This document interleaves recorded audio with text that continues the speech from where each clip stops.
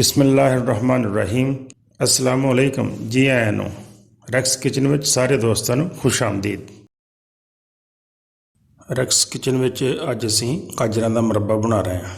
ਸਰਦੀ ਦਾ ਮੌਸਮ ਆ ਗਿਆ, ਗਾਜਰਾਂ ਦਾ ਵੀ ਸੀਜ਼ਨ ਆ ਗਿਆ ਤੇ ਅਸੀਂ ਅੱਜ ਗਾਜਰਾਂ ਦਾ ਮੁਰੱਬਾ ਬਣਾਵਾਂਗੇ। ਗਾਜਰਾਂ ਦਾ ਮੁਰੱਬਾ ਬਣਾਉਣਾ ਬਹੁਤ ਆਸਾਨ ਹੈ ਤੇ ਆਓ ਫਿਰ ਇਹਨੂੰ ਬਣਾਉਣਾ ਸ਼ੁਰੂ ਕਰੀਏ। ਮੈਂ ਤਕਰੀਬਨ 1 ਕਿਲੋ ਗਾਜਰਾਂ ਦਾ ਮੁਰੱਬਾ ਬਣਾ ਰਿਹਾ। ਗਾਜਰਾਂ ਨੂੰ ਸਭ ਤੋਂ ਪਹਿਲੇ ਅੱਛੀ ਤਰ੍ਹਾਂ ਧੋ ਲੈਣਾ ਹੈ ਤਾਂ ਕਿ ਮਿੱਟੀ ਵਗੈਰਾ ਬਿਲਕੁਲ ਸਾਫ਼ ਹੋ ਜਾਏ। ਗਾਜਰਾਂ ਨੂੰ ਧੋ ਕੇ ਤੇ ਇਹਨਾਂ ਦੇ ਦੋਨੋਂ ਸਾਈਡਾਂ ਤੋਂ ਥੋੜ੍ਹਾ ਥੋੜ੍ਹਾ ਕੱਟ ਦੇਣਾ। ਪੱਤਿਆਂ ਵਾਲੀ ਸਾਈਡ ਤੋਂ ਵੀ ਥੋੜ੍ਹਾ ਜਿਹਾ ਕੱਟ ਦਿਓ ਤੇ ਦੂਸਰੀ ਸਾਈਡ ਤੋਂ ਵੀ। ਇਸ ਤੋਂ ਬਾਅਦ ਸਾਰੀਆਂ ਗਾਜਰਾਂ ਨੂੰ ਛਿੱਲ ਲੈਣਾ।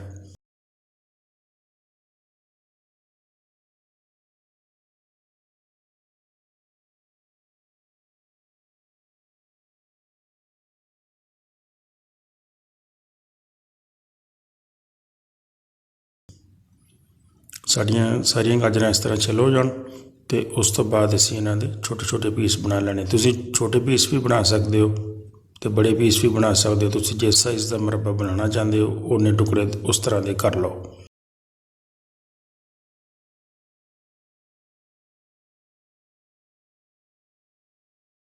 ਹੁਣ ਅਸੀਂ ਇੱਕ ਬਰਤਨ ਲਵਾਂਗੇ ਅਤੇ ਉਹਦੇ ਵਿੱਚ ਸਾਰੀਆਂ ਕੱਟੀਆਂ ਹੋਈਆਂ ਗਾਜਰਾਂ ਪਾ ਦਿੰਦੇ ਹਾਂ ਅਤੇ ਗਾਜਰਾਂ ਦੇ ਵਿੱਚ ਅਸੀਂ ਤਕਰੀਬਨ 600 ਗ੍ਰਾਮ ਚੀਨੀ ਸ਼ਾਮਿਲ ਕਰ ਰਹੇ ਹਾਂ।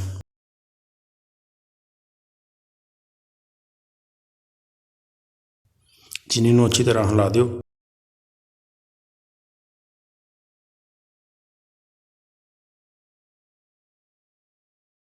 ਅਤੇ ਚੁੱਲ੍ਹੇ ਨੂੰ ਆਨ ਕਰ ਦਿਓ ਅਤੇ ਦਰਮਿਆਨੀ ਅੱਗ 'ਤੇ ਢੱਕਣ ਦੇ ਕੇ ਇਹਨੂੰ ਪੱਕਣ ਦਿਓ।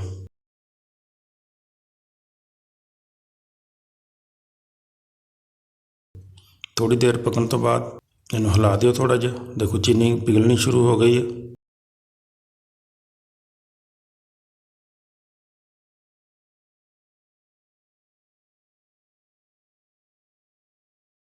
ਅਤੇ ਮਜ਼ੀਦ ਢੱਕਣ ਦੇ ਕੇ ਇਹਨੂੰ ਕੁਝ 4-5 ਮਿੰਟ ਅਸੀਂ ਪਕਾ ਲੈਂਦੇ ਹਾਂ।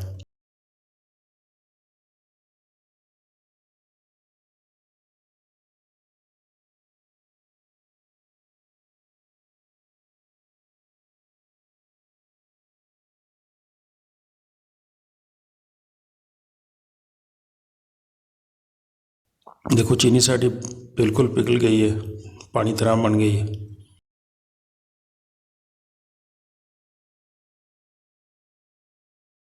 ਅਤੇ ਗਾਜਰਾਂ ਵੀ ਸਾਡੀਆਂ ਤਕਰੀਬਨ 50% ਗਲ ਗਈਆਂ। ਅਤੇ ਹੁਣ ਅਸੀਂ ਚੁੱਲ੍ਹੇ ਨੂੰ ਬੰਦ ਕਰ ਦਿੰਦੇ ਹਾਂ ਅਤੇ ਇਹਨੂੰ ਇਸੇ ਤਰ੍ਹਾਂ ਹੀ 4-5 ਘੰਟੇ ਵਾਸਤੇ ਪਿਆ ਰਹਿਣ ਦੇਣਾ। ਇਹਦੇ ਨਾਲ ਚੀਨੀ ਦਾ ਸ਼ੀਰਾ ਜਿਹੜਾ ਬਣਿਆ ਉਹ ਗਾਜਰਾਂ 'ਚ ਬਿਲਕੁਲ ਰਚ ਬਸ ਜਾਏਗਾ।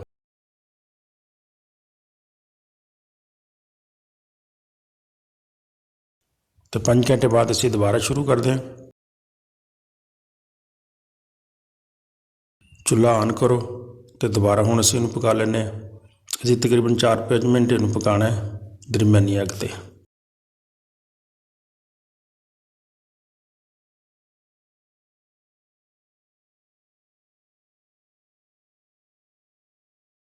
ਗਾਜਰਾਂ ਸਾਡੀਆਂ ਗਲ ਗਈਆਂ, ਅਸੀਂ ਇਹਨੂੰ ਚੈੱਕ ਕਰ ਲੈਂਦੇ ਹਾਂ। ਦੇਖੋ ਮਾਸ਼ਾਅੱਲਾ ਸਾਡੀਆਂ ਗਾਜਰਾਂ ਬਿਲਕੁਲ ਗਲ ਗਈਆਂ। ਮੁਰੱਬਾ ਸਾਡਾ ਤਿਆਰ ਹੋ ਗਿਆ।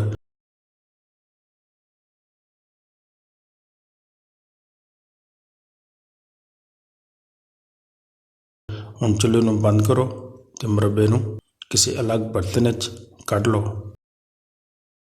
ਠੰਡਾ ਕਰਕੇ ਤੁਸੀਂ ਕਿਸੇ ਸ਼ੀਸ਼ੇ ਦੇ ਬਰਤਨ 'ਚ ਪਾ ਕੇ ਇਹਨੂੰ ਸਟੋਰ ਕਰ ਸਕਦੇ ਹੋ। 3-4 ਮਹੀਨੇ ਵਾਸਤੇ ਬਿਲਕੁਲ ਖ਼ਰਾਬ ਨਹੀਂ ਹੁੰਦਾ। ਵੀਡੀਓ ਅੱਛੀ ਲੱਗੀ ਹੋਵੇ ਤਾਂ ਦੋਸਤਾਂ ਨਾਲ ਜ਼ਰੂਰ ਸ਼ੇਅਰ ਕਰਿਓ ਅਤੇ ਨਾਲੇ ਚੈਨਲ ਨੂੰ ਸਬਸਕ੍ਰਾਈਬ ਕਰ ਦਿਓ।